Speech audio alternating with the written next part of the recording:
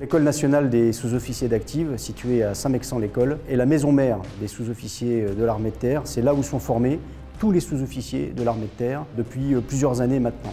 Cette école forme 6 000 stagiaires par an en 2021 et a vocation à en former 7 500 à l'horizon 2025-26.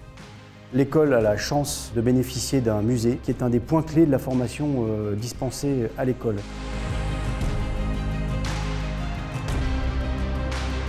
Bienvenue au musée du sous-officier, un musée en pleine rénovation. Je suis le lieutenant Jean Huglon, je suis arrivé en 2019 et ma mission principale est de restaurer et agrandir le musée du sous-officier, un musée qui est une vieille dame puisque c'est un musée qui a presque 100 ans. Ce musée a pour vocation de rassembler et de perpétuer le souvenir des soldats qui sont morts pour la France au départ, c'est sa première vocation, et ensuite, il a une vocation évidemment d'instruction, d'instruire les jeunes élèves sous-officiers, les jeunes aussi scolaires, mais également de faire connaître et découvrir le monde de l'armée à un public qui a oublié finalement cette institution.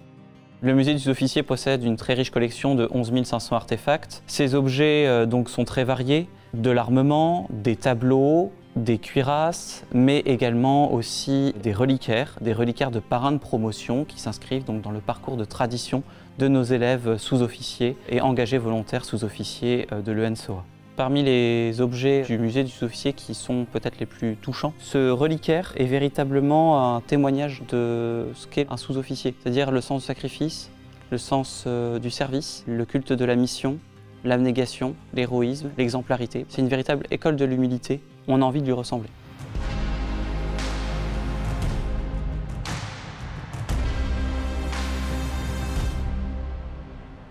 Ce musée est très important pour la formation des élèves.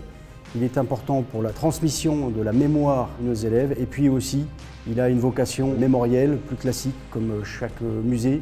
Et bien sûr, c'est un outil de communication, un outil de rayonnement des armées sur le territoire. Au terme de ces 15 mois de rénovation, l'objectif est de rehausser l'image et la capacité d'accueil du musée de sorte à obtenir l'appellation Musée de France qui permettra d'accueillir le public et les stagiaires dans les meilleures conditions. Donc ces travaux qui sont très importants, vous l'avez compris, nécessitent de l'argent. Donc l'armée de terre y pourvoit pour une part, mais nous avons besoin de mécènes et je remercie très sincèrement et chaleureusement l'association Tego d'avoir contribué à cet effort.